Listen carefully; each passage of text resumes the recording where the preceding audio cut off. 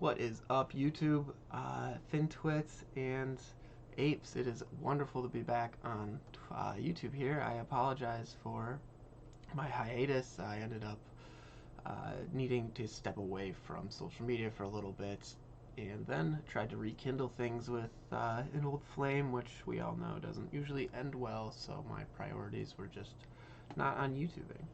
But good news for anyone who did enjoy my content, I will be making daily videos from now on. They're going to be very brief in the morning before open. I will go through SPY and then one or two other tickers, my expectations on the day, my bullish read, and my bearish read. So we will jump right into things just to keep these short and sweet. Today for SPY, let's talk about yesterday's move. Wonderful trade in the morning. Nailed it. A couple 100% trades. Did really well. And was trading with profits after my first two successful trades. And then we saw the largest intraday reversal the market's seen in 2 years. 3% move from 2% green to almost 1.84% green to almost 2% red. So that's a pretty huge move to see in the market. Almost never see something like that, especially on such low volume. It was very surprising. It's indicative of a lot of fear in the market, and my read on what happened exactly was we just encountered regular sell pressure. This is a valid trading thesis. If I want to short a stock, a very easy trade, or safe trade rather, is to wait for a high and then a fail. So we see the high, right? So popped up to 458. And then we see it fail to break to a new high here.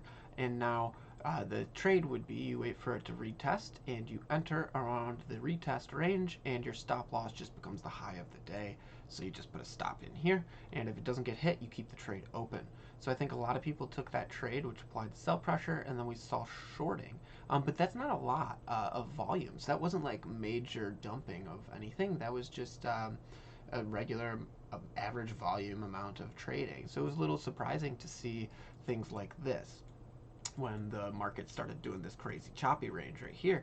It was just bullish and bearish theses just colliding, and the bears had all of this buy pressure, and it just got thwarted. So right here at 2:06 p.m. We saw a 12-point drop, which is pretty incredible to see in less than 2 hours with no catalyst. So kind of sucked. Wish I was a little bit better with TA. I would have saw that coming, would have saved some of my profits. I will get into risk management in another video.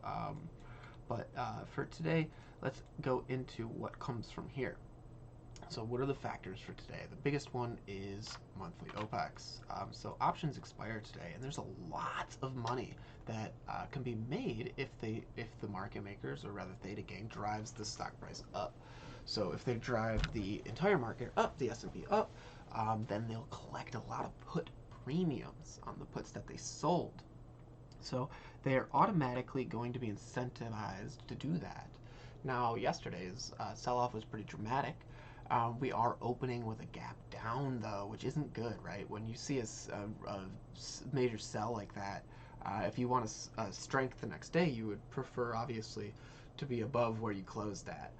But Netflix tanked in after hours yesterday. And when Netflix tanked 20%, a lot of the QQQ took a hit. A lot of tech took a hit, and that continued to add to the sell pressure in the S&P. So we are going to probably open below the 446.75 where we closed. But either way, I do think we'll see a quick gap fill, followed by brief volatility into a push up to at least the 50% retrace of yesterday's move. And let's talk retracements. What does retrace mean? Well, it means you're coming back from where you came. So if we're coming from a high to a low, right? And so we're coming from the bullish direction, we would retrace up. So when I'm doing my fibs, if I'm trying to get the appropriate fibs, I have to make sure I go either low to high or high to low, depending which way we're retracing. So if the first move was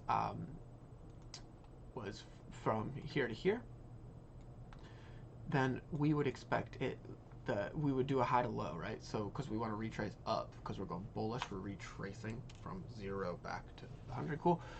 So we would do our 50% retrace would be at least the minimum of where we expect if we're bullish today. And if you look, our 50% retrace is 451.1.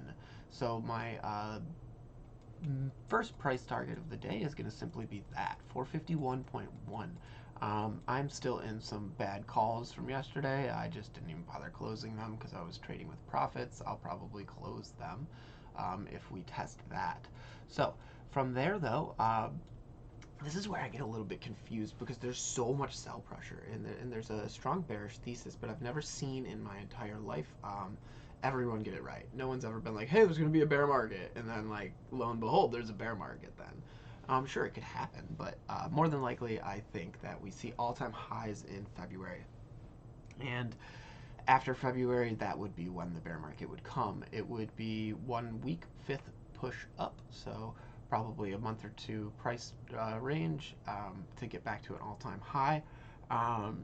And then it would be low volume, wave 5 stuff, and then a major correction. And that's my bullish to bearish thesis. That's a potential, but as of right now, I still am bullish on February, and I don't think that we will see much more sell pressure.